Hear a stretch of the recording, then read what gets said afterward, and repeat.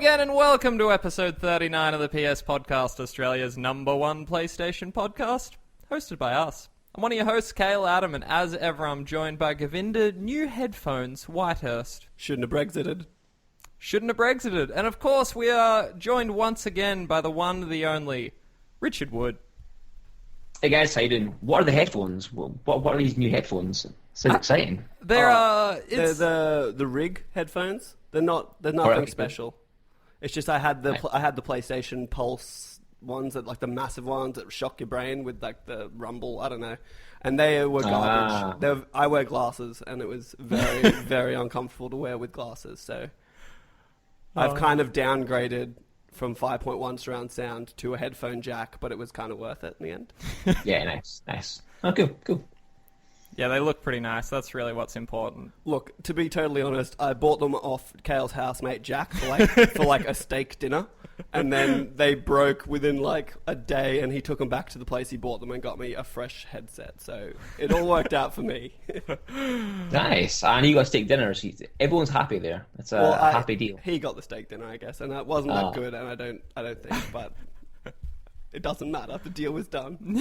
Yeah, it's too late. Signed in blood. Well, I'm really glad we got through that. Richard, tell me you've been playing some Overwatch, because that's all we know these days. A little bit. How much is a little bit? Because my little bit is about 60 hours. Yeah, my little bit is like maybe almost 10. All right. If that. I'm sitting somewhere in the middle there. Nice. Though, to be fair, I've stopped playing it this week. Have you? I played a little bit last night, actually, but... Oh, I guess we should say right off the top of the bat, just in case like Sony files for bankruptcy, we're recording this 4 days ahead of time? Yeah, we're recording this on a Saturday. We usually record on a Tuesday or Wednesday. So if any news happens from Monday to Wednesday that we missed, that's why. Yeah. Oh my god, imagine. Yeah, no, this is weird. We recorded like 3 days ago. Yeah, it's like, I thought I'd be scraping for news today, but there was actually quite a bit. That'll be good fun. Worst case, make it up. Man, Monday, I can't believe Sony did that. We do that sometimes. We just speculate. Nice. Just wild speculation. Nice. Oh, Shuhei defects to Microsoft. You can change your name now, too. Wouldn't that be incredible? That's never going to happen. That'd be incredible. So before we move off the Overwatch, Richard, do you have a favourite character? I'm one of those scumbags like Tracer. See... Oh, you bug me. Yeah. You already annoy me now. I had a good Tracer time. I've moved on, but I was doing really well with her for a while there. Who's, actually, while we're doing it, who's our hero that we talk about this week? What's next in the line? Oh, I can't think of it right now. Is it Farah? I think it might be Farah. Let's just say it's Farah, because we've done Genji and McCree. So let's do Farah. Richard, we're doing a quick thing lately, apparently, where we go across the selection line of heroes when you're in the game, and we talk briefly about...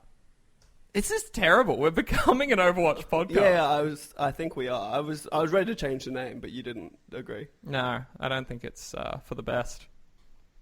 Have you played Farah at all, Richard? No, Farah's a healer, right? No, Farah's we're still on the offensive heroes. She's the one with the jetpack and the rockets. Oh yeah, Justice right from above. Yeah, you know it. And if you're quick enough, you can kill her before she even gets 2 words out. I played it a little bit. Most of my play, honestly, is Tracer or Reinhardt. Reinhardt's great. Oh, that's good. As long as you have a tank in your arsenal. I recommend getting onto Mercy, because she's actually really fun to just be healing everyone, especially if you win. Right. Okay. My total playtime, it's still far and away Farah. When I started playing this game, I refused to be anyone else. Mostly because my first match, I just had a good run, and I figured... I guess she's just perfect for every situation. So now I guess that makes you the expert on Farah. How would you, or when would you use Farah? I would use Farah always, all the time. No, you've got to be...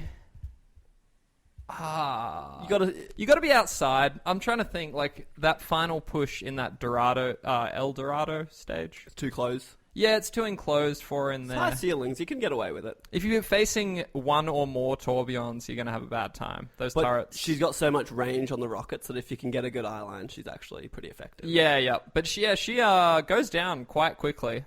200 health. Her range from above isn't actually that good from what I can tell. No, yeah, it's like leaves you too vulnerable. But we've discovered a trick where if you get Mercy to give it a damage buff, and then you do it, Ooh. and then even if you have maybe a Zarya to pop a shield on her, you can actually destroy. All right. It's good. It's a good tip. How do you feel about that, Richard?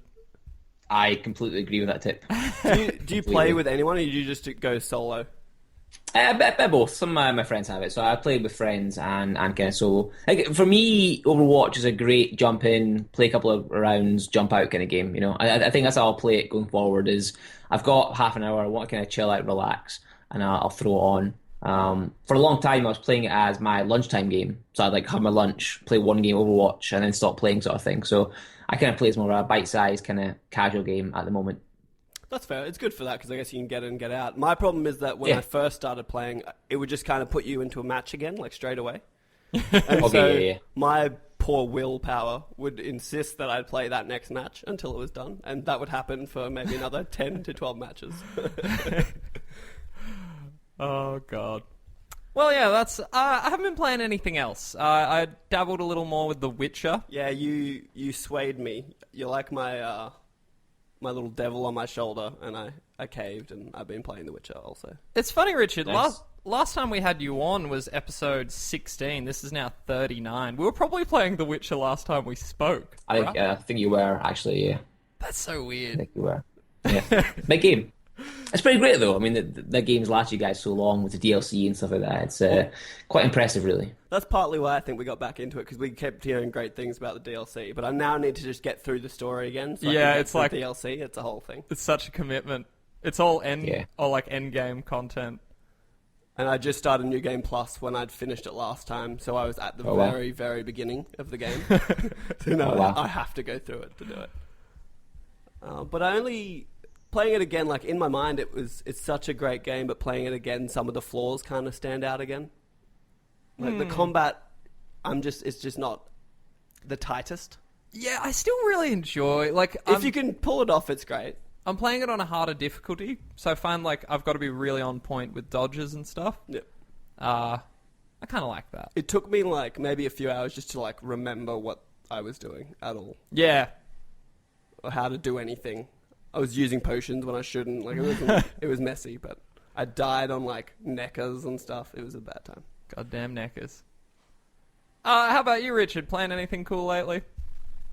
Resident Evil 7 demo. Oh, I definitely... It's fantastic. Yeah, I really want to hear about this because I'm too scared to play it. I have it installed. I just am a big baby.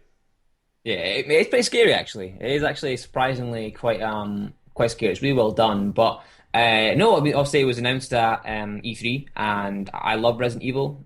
For me, I think Resident Evil gone through various stages.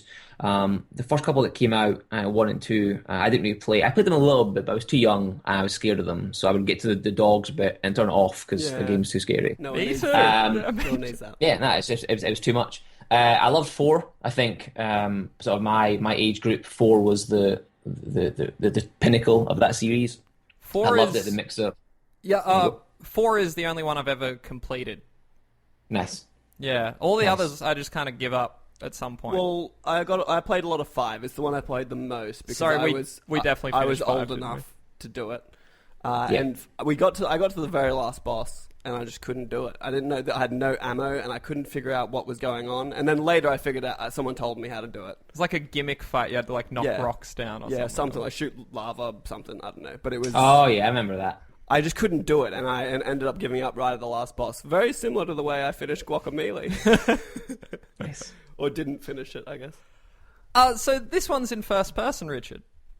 Yeah, no, it is. Yeah, I mean, the way I sort of been thinking about it when I saw the trailer was, don't think of it as a Resident Evil game, or think of it as a reboot almost. So it's in first person, kind of, I guess, Outlast style or PT, from the demo PT, and you basically kind of wake up in a room, and you've got a torchlight in your hand. And that's it. Like, you kind of left to figure it out on your own. There's no controls. Just kind of figure out what you're doing.